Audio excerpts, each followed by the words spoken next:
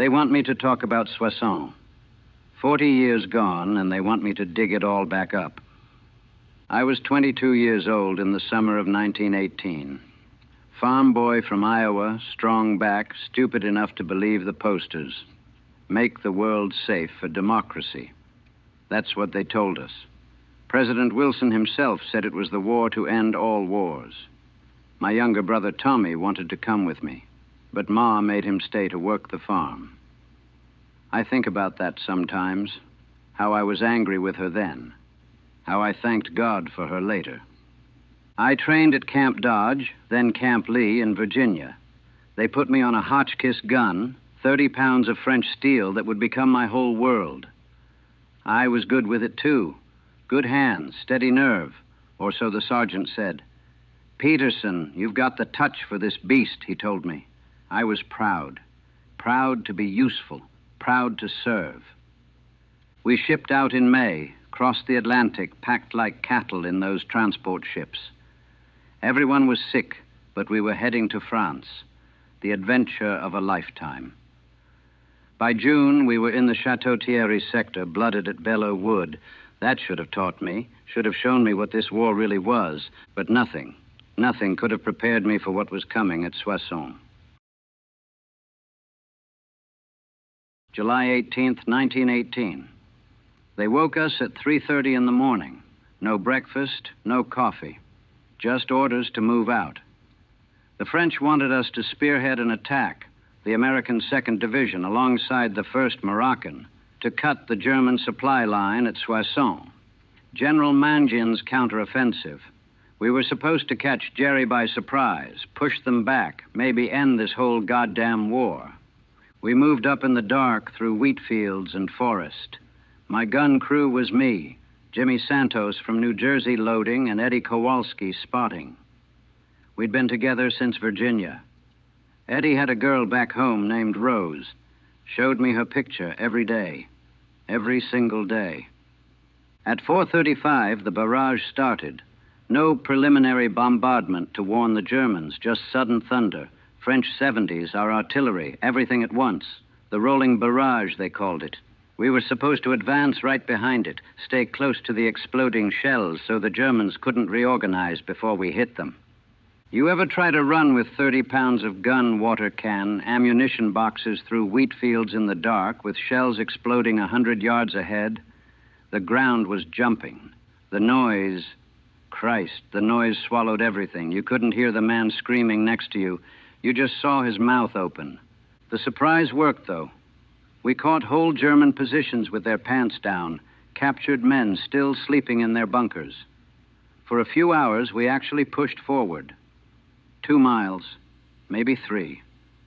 Further than anyone had moved in months. Some of the officers were grinning, thinking we'd done it, thinking we'd broken through. Then the German artillery found their range. By noon, the whole thing had turned into a meat grinder. The Germans had brought up reserves, fresh troops, and they were counterattacking hard. We'd taken a position on a small rise, gave us good sight lines across a ravine where Jerry had to cross. The lieutenant told me to set up the Hotchkiss, hold this position no matter what. This is the hinge, Peterson. If this falls, the whole line collapses. So we dug in. Eddie, Jimmy, and me. The ground was soft enough, thank God, but we were exposed. German artillery was walking back and forth across our sector, searching for targets. You learned to listen for the sound, that freight train whistle getting louder. If you heard it, you had maybe 3 seconds to get flat. A shell hit 20 yards to our left, took out a whole squad, just erased them. 1 second they were men, the next they were scattered across the wheat like broken dolls. I remember seeing a boot with a foot still in it. That's what I remember. Then they came, gray uniforms emerging from the smoke and tree line across the ravine. Not a wave, not like the movies show. Clusters of men moving smart, using cover. I started firing.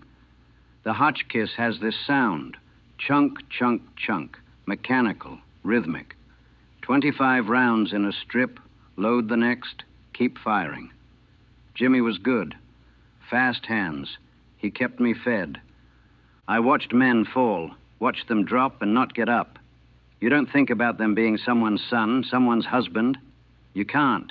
They're just shapes, targets. Your world shrinks to the gun sights, the trigger, the next target. Load, fire, traverse. Load, fire, traverse. They kept coming, wave after wave. My barrel was so hot, the metal was turning colors. Eddie was spotting, calling out concentrations. Left side near the destroyed wagon. Squad in the tree line. I'd swing the gun, fire. Men would fall, but there were so many. A German shell landed close enough that the concussion threw me backwards. My ears were ringing so loud I couldn't hear the gun firing anymore. Jimmy was screaming something, but I just read his lips. More ammunition. I got back on the gun, kept firing. That's when I saw the German machine gun team setting up across the ravine. They had the same idea we did. High ground, good fields of fire. I swung my gun toward them. We fired at each other, them at us at them, like some kind of insane duel. Eddie's head snapped back. No warning, no drama. 1 second he was next to me, the next he was on his back with half his skull gone. Rose's picture was still in his breast pocket, still there while his blood soaked into the French dirt. I kept firing. The afternoon blurred into evening. Time stopped meaning anything. There was just the gun, the ammunition, the shapes moving in the smoke. Jimmy and me, we kept at it. Neither of us spoke about Eddie. Couldn't afford to. A lieutenant I didn't know came crawling up with 2 fresh privates, replacements. You're doing good work, Peterson. Keep it up. Good work. That's what he called it. The Germans launched another attack around 6 p.m. Heavier this time. They'd brought up flame troops. Flammenwerfer. You ever see a man burning? The way they run, flailing, screaming. The way the smell hits you, sweet and wrong. One of our positions to the right got hit. Men were rolling on the ground, trying to put themselves out. Others were shooting them. Mercy shots. I fired at the flame trooper, cut him down. His tanks exploded, cooked off in a ball of fire that caught 2 more Germans. I felt nothing, absolutely nothing. Just traversed the gun to the next target. By nightfall, we'd held. The line didn't break. But the cost? God, the cost. The ravine in front of us was carpeted with bodies. Hundreds of them. German, American, French, all mixed together. Some were still moving, crying out. Nobody could reach them. The machine guns on both sides would cut down anyone who tried. We sat there in the dark, listening to them die. Jimmy was crying, not sobbing, just quiet tears running down his face, mixing with the powder residue and dirt. I want to go home, he whispered. I just want to go home. I know, I said. I know. But we both knew we weren't going anywhere. The night wasn't rest. It was just darkness with the same fear, the same artillery, the same death, just harder to see. The 19th was worse. The Germans wanted this position back, and they came at us all morning. We'd been reinforced, more men, more guns, but it didn't matter. They had artillery dialed in. They'd shell us for an hour, then attack. We'd beat them back. They'd shell us again, over and over. I don't remember much of it clearly. It's all fragments, pieces of a nightmare that won't fit together right. I remember the Hotchkiss jamming and having to clear it while bullets cracked past my head. I remember Jimmy taking shrapnel in his arm and refusing to go to the aid station. You need me, he kept saying. You need me. I remember killing, so much killing. I don't know how many men I shot. Dozens. More. The gun just kept firing and they kept falling, and none of it meant anything anymore. Around midday, a German shell hit our position direct. I don't remember the explosion. I woke up. 30 seconds later, 10 minutes, half buried in dirt. My ears were bleeding. The Hotchkiss was on its side, twisted. Jimmy was gone. Just gone. like he'd never existed. I found pieces of him later, when we cleared the position. His hand was still clutching an ammunition strip. I dug out a Springfield rifle from a dead man, didn't even look at his face, and kept fighting. Not because I was brave, not because of duty, because stopping meant thinking, and thinking meant breaking. That afternoon, the French relieved us, or what was left of us. My company had gone in with 224 men. We walked out with 87. Eddie was dead. Jimmy was dead. Most of the boys I'd trained with, laughed with, were dead. The French soldiers looked at us with something like pity. These were men who'd fought at Verdun, and they pitied us. We'd held the line. We'd stopped the German counterattack.